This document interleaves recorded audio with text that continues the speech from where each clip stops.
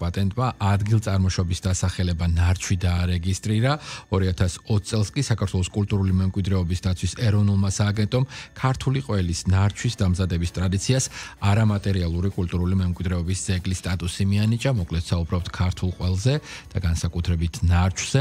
ჩვენი სტუმრები არიან ანა მიქაძე, ქართული ყველის მკვლევარი და ნონა ანსიანი, მეწარმე ნარჩვის სპეციალისტი. მოგესალმებით ქალბატონებო, მადლობა გიხდით გადაცემაში მონაწილეობისთვის. მადლობა თქვენ მოწვევისთვის. ანა ჩვენი დიდი ხნის მეგობარია, როდესაც დღევანდელ გადაცემას გეგმავდით. მან მითხრა ესეთი რაღაცა, რომ ეს ქალბატონი უნდა მოიყვანოთ სტუმრად, იმიტომ რომ საკრალურად ანსიანების გვარს ეკუთვნის თურმე ისინი ამზადებენ ნარჩვს და ყველაზე უფრო კარგად ის ისაუბრებსო. მოდი ანა, თქვენგან დავიწყოთ, რას ნიშნავს ჯერ არამატერიალური კულტურული მემკვიდრეობის ძეგლის სტატუსის მინიჭება 5 წლის წინ და ახლა საკვანტენტის მიერ ადგილწარმოშობის დასახელების დარეგისტრირება. რა დამატებით თქვათ შესაძლებლობას აძლევს ეს ნარჩვს და ზოგადად ქართულ ყველს? აი, შეგნებულ ხალხში მომკალიო ამაზეა ნათქვა. მისეთი კითხვა დამისვი, ახლა ერთ საათი არ მოყოფ ამის პასუხად, მაგრამ მოკლედ გეტყვი, რას ვადარებ ხოლმე, როდესაც საქართველოს ინსტიტუტები ანიჭებენ შესაბამის ინსტიტუტები არამატერიალური კულტურის ძეგლის სტატუსს. მე ხიდ-ხიდ იმახსოვს გარკვეული ჩემი მეგობრებსაც ყველს მეანიჭეს ძეგლის სტატუსი. ასე არ არის ჩემო მეგობრებო. ჩვენ რთულად გავდივართ საერთაშორისო ბაზარზე რძის პროდუქტებით, იმიტომ რომ ბევრი ბარიერი გვაქვს გადასალყი. რადგან დღეს ჩვენ ცოტა ესეთი საამაყო თემა გვაქვს და საზეიმო თემა გვაქვს, ამიტომ ამ პრობლემებზე დღეს არ ვილაპარაკებ, თუმცა ამ წამიდან რომ მოვჩები ამ ეთერს, ისე ვილაპარაკებ პრობლემებზე.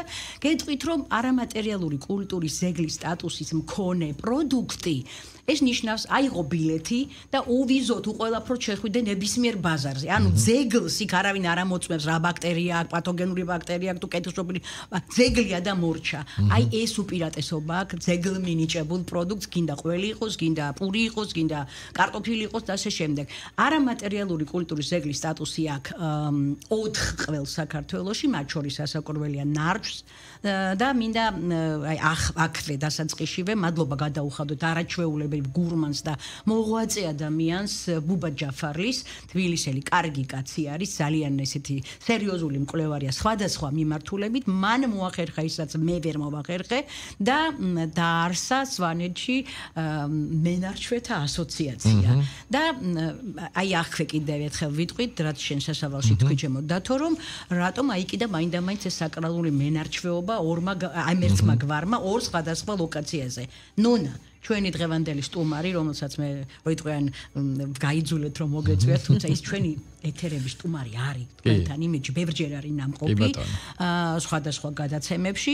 უნდა გითხრათ რომ ნონა არის დმანისის მკვიდრი, ესენი არიან ეკომიგრანტები როგორც ვიცი ხო, მაგრამ ერთი უბანი არის სვანური და ამათი ოჯახი გამორჩეული, იმიტომ რომ ყველა წევრი ოჯახის რაღაცა ბიზნესში არის ჩართული. მათ შორის ნონა მოცეკვავეც არის, მოჭადრაკეც რა, ბევრი ის აქვს და აქვთ ყველის საწარმო, სადაც ასევე ოჯახის ყველა წევრია ჩართული და ჩემდა საბედნიეროდ და თქვენდა და ყველა საბედნიეროდ ნონამაც მოახერხა ისაც ბუბამ ასოციაციის დაარსებით, ნონა მოახერხა და მისმა ოჯახმა ის რომ რაც კი ქართული ყველი ვიპოვო, ყველაფერს აკეთებენ თავის საწარმოში. რომ შეხვალ ერთი დიდი საქართველო დაგვდება, ტენელსაც აკეთებენ, კამათი მიდის, ატომ და აკეთებდეს დმანიში ნარჩა ნატო აკეთებდეს მესხურ ყოველ ტენელს, რატომაც არა. თუ კი იმერულს აკეთებს ადამიანი ხარაგაუიდან დაწყებული, შუაფხოთი დამთავრებული, თელავშიც ნახავ, იმერულ ყოს და იგივე სულგუნს, რატომ არ უნდა გააკეთოს ერთი საწარმო წიაღში ადამიანმა ყველა ყოლი, რომელიც კი დადგინდა რომ ქართულია და ავთენტურია.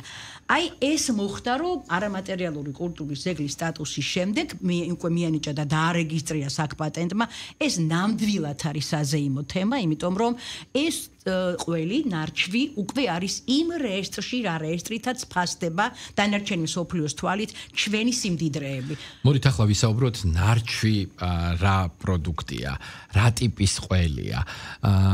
პირველად ნარჩვის შესახებ ბევრი წლის წინ ანასგან გავიგე მეც და ალბათ ძალიან ბევრმა ჩვენმა მსმენელმა და მაყურებელმა და დღეს გამოდის რომ ჩვენ არც მეტი არც ნაკლები ძეგლზე ვსაუბრობთ, ხო? რით არის ის განსაკუთრებული და გამორჩეული? მოდით თქვენ როგორც სპეციალისტმა აგვიხსენით კიდევ ერთხელ. ფაქტობრივად სტუდიაში წარმოდგენილი ყველი ორი ტიპის არის, ხო, როგორ მითხარი ანა, ეს არის შედარებით. ეს არის დმანიში გაკეთებული, შედარებით ახალგაზრდა, ეს არის ირანსიანის გამოგზავნილი, ეს არის დაახლოებით 1-3-4 თვის მაინც და რასაკვირველია, იცი როგორ განსხვავება, ხო 20 წლის ანამიკაძე და 62 წლის ანამიკაძე ერთგივე ხომ არ არის, განსხვავდებით, ხო? აი საგემოვნო თვისებით, ვიზუალით, ყველაფრით ერთმანეთისგან განსხვავდებენ, ყველს აქვს თავისი ასაკი ისევე როგორც ღვინოს და აი დმანისურ ნარჩვზე ჩვენ დაგვალავარებთ. დმანისურ ნარჩვზე მინდა მოგიყვეთ. შემთხვევითი არ არის, რომ ჩვენ ნარჩვის გაკეთება დავიწყეთ, იმიტომ რომ გაგვიმართლა და მოვხვდით ისეთ გეოგრაფიულ ადგილმდებარეობაში დმანიში, რომელიც არის მაღალი მთის პროდუქტით გამორჩეული და იქ მოპოვებული პროდუქტი აბსოლუტურად ავთენტური გამოდგა ჩვენთვის როგორც სვანეთში მოპოვებული ნედლი რძე. აქედან გამომდინარე დავიწყეთ სვანური ნარჩვის კეთებაც, გვინდოდა რომ უფრო მეტი პოპულარიზაცია მოეპოვებინა ამ ყველს, უფრო ფართოდ გასულიყო ბაზარზე და უფრო ბევრს გაეგო ამ ყველის შესახებ. მისი დამზადების ტექნოლოგიაზეც რომ ვილაპარაკო ორიოდეს სიტყვით, მისი კეთება იწყება, ესე ვთქვათ, საწყისი ყველიდან, იმერული ყველიდან, რომელიც გარკვეულ ვადამდე მისვლის და მომწიფების შემდეგ ესე იჭყლიტება ხელით კარგად, შემდეგ მარილდება გემოვნებით, ნუ გარკვეული დოზირება არის დასაცავი, რა თქმა უნდა, და იპრისება ხის კასრებში. ამ ხის კასრებიდან ხდება მისი ზედმეტი წყლის გამოდევნა, ეს გარკვეული ვადის გასვლის შემდეგ ხდება აი მსგავსი კონსისტენციის როგორც ახლა არის წარმოქმნილი. ნახრეტები აქვს რომ წყალი ზედმეტი სითხე გამოიდენოს აბსოლუტურად და ყველაზე ძვირფასი ნარჩვი რაც არის, თუ მივიდა იმ ვადამდე და შეინახა მისი ობი, რომელიც ყველაზე ძვირფასი არის გემოვნური თვისებებითაც და სასარგებლო თვისებებითაც. ლურჯი ობი, კი. გორგონზოლას ობზეა საუბარი, თავისით უჩნდება ყოლს. აი აგერ რაოდნავა აქვს, შეგიძლია შეხედო. კი ბატონო, აი აქეთ. კი. სვანეთში, როდესაც ამას ვაკეთებდი, სხვათა შორის სვანეთში ვაკეთებდით, მრგვალი ხის კასრები იყო და კასრში დავარგებული ყველი ასე ეძახდნენ.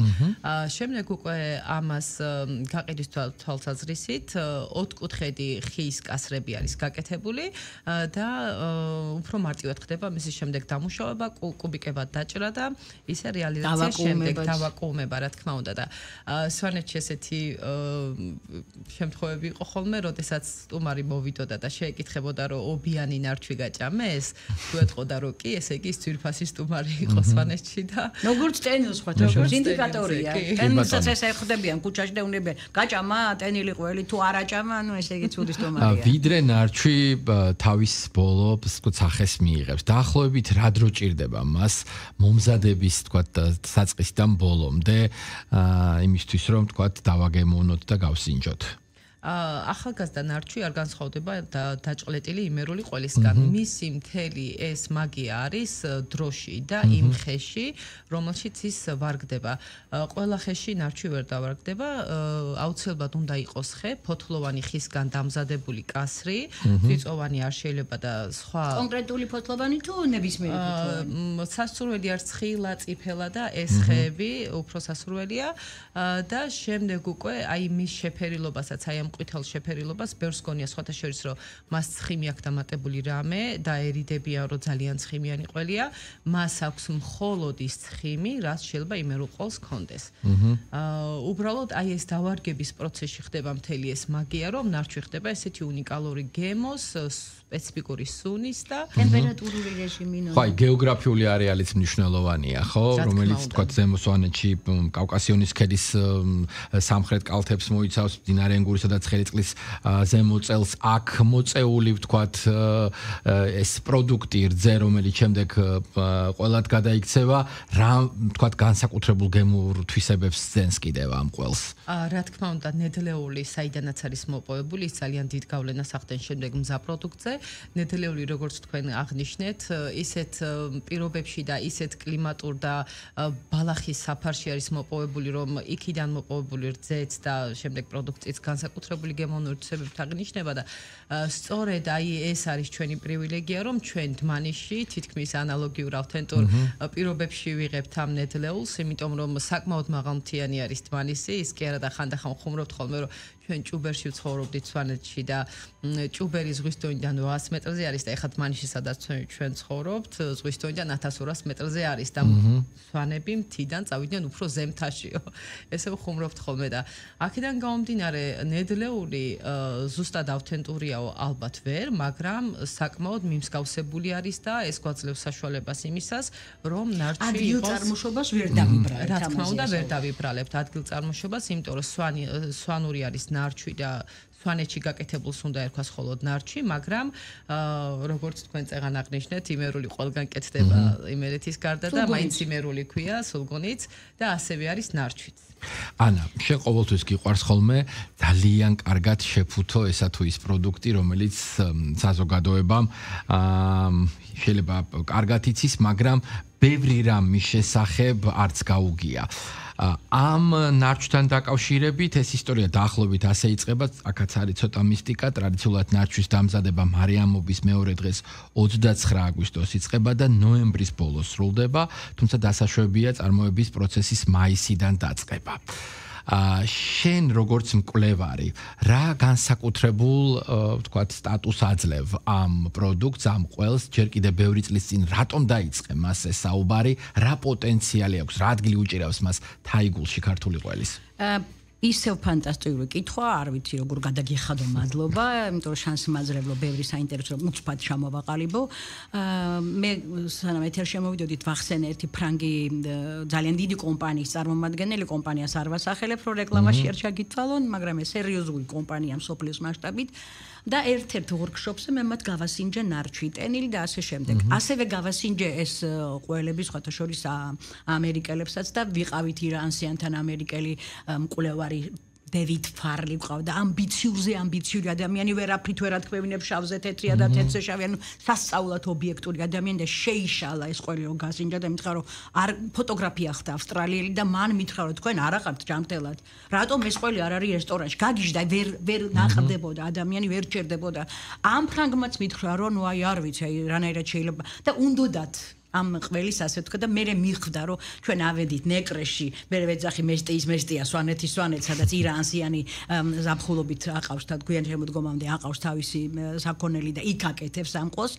იქ ავიყვანეთ ეს ადამიანი და თქვა რომ არა ამას ვერ გავაკეთებთ, იმიტომ რომ ეს იმდენად ავთენტურია და იმდენად ქართულია და იმდენად ეს გემოა რომ მე ამას ვერ გავიმეორებ. იმიტომ რომ ის ბაქტერიები რომელიც მონაწილეობს, აი რაც ახლა ნონამ თქვა რომ იქ რაღაც ორი თვე ჭირდება და ის ობიც კი, აბა იქ გორგონზოლას ობი საიდან წამოვიდა კამემბერის ობი, საიდან წამოვიდა ლურჯი ბლუჩის ეს რო ეძახენ იმათი ობი. ეს ობი თანმდევია, თეთრი ობის, ლურჯი ობი, მწვანე ობი არის თანმდევი სოკო რძის პროდუქტების, ეხა პურში თუ ჩდება ობი იმდენად არ არის საინტერესო კი რა პირიქით საშიში დგება ყველის ობს აქ თავისი და პირიქით პენიცილინის მთელი ლიციდების მთელი ჯგუფი აქვს ჩვენი დამბალხაჭო ზუსტად ლიციდების მთელი ჯგუფი აქვს მე ახლა კი ვარ ახუნებ ამ ტერმინებს და არა ვარ მიკრობიოლოგი მაგრამ ვსწავლობ ამ ყველაფერს და პასუხს ვაგებ ყველა სიტყვაზე ხო ჩვენ გვაქვს სოფლიოში რაც ყველი არსებობს ყველაფერი ერთადერთი რაც არ გქონდა ეს იყო კრემყველი და აი ბატონო კრემყველი მე გამყავს დარჩვი კრემყველის კატეგორიაში შეუულიათ ამისთვის არსაკიცებთ მომკვეთონ მარჯვენა მაგრამ გავიმეორებ რომ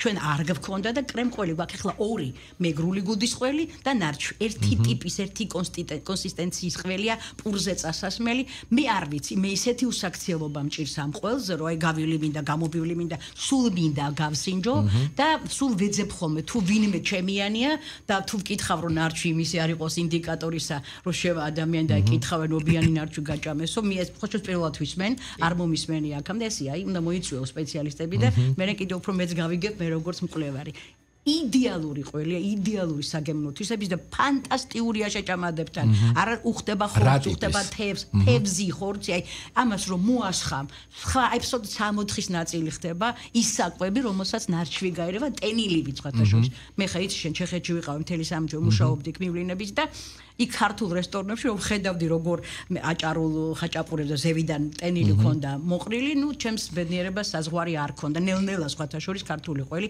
აი ესე ქართული რესტორნების წყალობით და რამდენიმე კარგი ქართული ჯგუფის წყალობით გადის ქართული ყველი მსოფლიო ბაზარზე და ნელ-ნელა იქცევს ყურადღებას ყველაზე პოპულარული ქართული ყველი ამ ეტაპზე რა არის? მიუხედავად იმისა, რომ 4-ს უკვე ძეგლის სტატუსი აქვს, ხო? კი ბატონო. ნუ ჩვენ ვერაფრით ვერასოდეს ვერ ჩამოვიყვანთ თავისი პიედესტალიდან მას რა ქვია, სულგუნს, იმერულს. ოღონ სულგუნს მე თქვენთან დიდი ბოდიში, მაგრამ ვეძახი სელეგინს, ზელეკინ, მოზილე კლავ.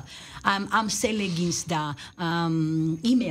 იმერულს სრულად უსამართლოდ ვექცევით, რომ კრებსითად ვახსენებთ, რომ ხარაგაულის სხვა არის, იმერიცის სოფლებში ყველგან სხვა და საზანოს იმერულზე როგორ შეიძლება თქვა, რომ იგივეა რაც მაგალითად ბაღდადში გავგიკეთებია, ხო? არ არის. ან თქვა თელავში რომ გააკეთებ იმერულს, ის და საზანოს იმერული ერთი და იგივე არ არის, იმიტომ რომ ამ რძის პროდუქტებს ჩემო ბატონობა მინდა ძალიან მკვეთრად დავამახსოვრო მსმენელსაც და მაყურებელსაც, რომ ის საზანოს იმერული ერთ ფერდობზე მოსული ბალახისგან არის საინტერესო, იმიტომ რომ იქ არის ბევრი მინერალი, როგორც ამიხსნა ადგილობრივმა მკვლევარმა და მეღვინემ ბატონმა დავითმა სასწაული კაცია, სხვათა შორის ღირს ვისი მოწევას თქვენს ეთერში. ნახეთ დათო ჯუბინიძე. მან მითხრა რომ იქო ისეთი დააკვირდითო მინერალები ჩანს კიდევაც და საკუთრის საზანოშიც კი ერთმანეთს ხელიდან სტაცებენ იმ ფერდობზე გაზრდილი საქონლის მიერ მოწეულ რძეზე დამზადებულ იმერულს. მე გამიმართლა სხვათა შორის ერთ კარგ ოჯახში ვიყავი თეონა აკუბარდიას მეუღლის დეიდასთან და აი იქ რო გავსინჯე იმერული, მას მე ასე ვთქვათ 60-ის ნაწილში ვარ, იმიტომ რომ საკვები მარტო საკვები არ არის, არის ფილოსოფია, ჩვენი გენეტიკა, ჩვენი აზროვნება, ყველაფერი ერთად ავიცი რა წოდით გვამჭადებული, ყველაფერი საკვებში არის. მით უმეტეს ჩვენ ხორცით ვიწყებით. პირველი რას ვაკეთებ თვალს რო გავაჭყიტავთ და პირველი წილს ამოუშვებთ დედის ძუძუს ვეძებთ და ვჭამთ რძეს, ხო? სიკვდილის წინაც არის ლეგენდა, რომ ადამიანს ერთნაჭერ ყოველს აძლევენ, რომ ანდერძე ხელის მოწერა მოასწროს. აი იმდენად აძლევს იმ წამე. აი ესეთი საკრალური, უნიკალური პროდუქტი, როგორიც არის ზედა რძის ნაწარმი, არ არსებობს სხვა სამყაროში, ამიტომ ახლა ვისარგებლებ თქვენი ეთერი და მივმართავ ყველას, ვისაც ეს ხელეწიფება, რომ ცოტა მეტი ყურადღება გამოიჩინონ რძის პროდუქტების მიმართ, იმიტომ რომ ხომ გეუბნებით აქედან გასული, მე არ წყვეთ პრობლემებზე საუბარს, მეტიც შეიძლება, რა ვიცი, ქვაჩამარტყან თავში იმდენად ცუდი რაღაცები, მაგრამ დღეს არა, დღეს აბა ჩვენ ლაპარაკობთ სიკეთეებზე. კი ბატონო, ნონა, მოთხოვნა როგორია ამ ყველზე?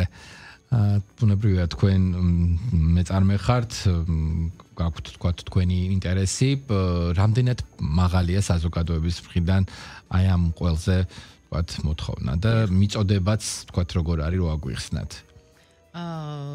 თავიდან ჩვენ ნარჩვის წარმოება რო დავიწყეთ, მართალი გითხრათ, დიდი მოთხოვნის გამო არ დაგვიწყია. არის ოდენ ეს ნარჩვი რა იყო? ჩვენ დავიწყეთ იმისთვის, რომ მეტი პოპულარიზაცია მოგვეპოვებინა ამ ყველისთვის და დღესდღეობით უკვე ისეთი გაზრდილი არის მოთხოვნა, რომ აი მართალი გითხრათ, ძლივს აუდივართ ამ ყველის მიწოდებას და ფასი კითხე. ფასი ფასი დავასახელებთ ეთერში. არ არის, ხო?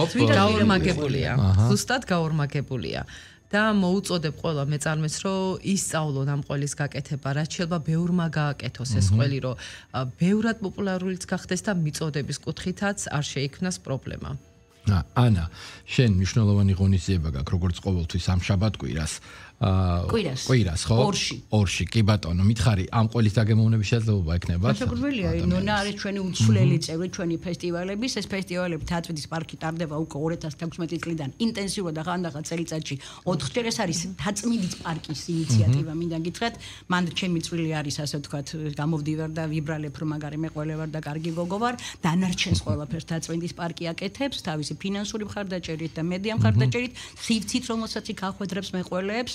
და რასაკვირველია ნარჩვი იქნება, ირა სამწუხაროდ ვერ ახერხებს ხოლმე ასეთ დროს სეზონი აქვს, თავისი შემოგვიანი შემოდგომა აქვს და ვერ ახერხებს, თუმცა ირა ახერხებდა ხანდახან, აი ესე გამონახავდა დროს და ჩამოვიდა და მე აქედან ვეფერები ირას, ულოცავ ეკა წულუკიძეს, ბუბა ჯაფალის, იმ 26 მენარჩვეს ყველას ულოცავ ამ არაჩვეულებრივ შედეგს, რომელიც აი საკპატენტის აღიარებით დაიდო და უკვე მას აქვს პასპორტი, აქვს ბილეთი, როგორც გითხარით აღებულებს, სოფლიოს ნებისმიერ ქვეყანაში შეულა ჩაჯდეს თვითმფრინავს და საკუსკუსდეს და გაასინჯოს თავი ყველგან. დიდი მადლობა მეგობრებო. ანა მიქაძე, ქართული ყველის მკვლევარი. კი ბატონო, დაამატე. მინდა ზუსტად თქვა.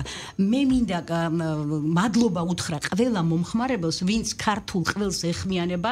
მე მაქვს ბლოგები Facebook-ზე და მეორე რა ქვია, მეორეს TikTok-ი და მე თვითონ არა ვარ ასე ვთქვა TikTok-ის დიდი მომხმარებელი, მაგრამ ჩემმა თაობამ შვილებმა მაიძულეს რომ TikTok-ზეც გამოვიდოს ჩემ ჩემი ბლოგები გამომყევით კი არა, აქტიურად კითხვები დამისვით, მისაყვედურეთ, რა ვიცი, ყველაფერი ერთად ოღონდ ვიმსჯელოთ, როგორ გახდეს კიდევ უფრო საინტერესო, კიდევ უფრო მრავალფეროვანი და კიდევ უფრო პოპულარული მსოფლიოს მასშტაბით, ეს შეგიძლიათ თქვენ მედია მომხმარებლებს და მედია სივრცის, ასე ვთქვათ, აქტიურ წევრებს. მადლობა კიდევ ერთხელ თქვენი მხარდაჭერისთვის, იმიტომ რომ ყველა ბლოგი სადღაც 9 მილიონი ნახვებზე ავიდა და ეს მე ძალიან მახარებს და ეს არის ინტერესი ქართული ყველის მიმართ. მადლობა ანა მიქაძე, ნონა ანციანი, მეწარმე ნარჩვის სპეციალისტი საუბრობდნენ პირდაპირ ეთერში. კიდევ ერთხელ გეტყვით, რომ საკ პატენტმა ადგილწარმოშობის დასახელება ნარჩვი დაარეგისტრირა.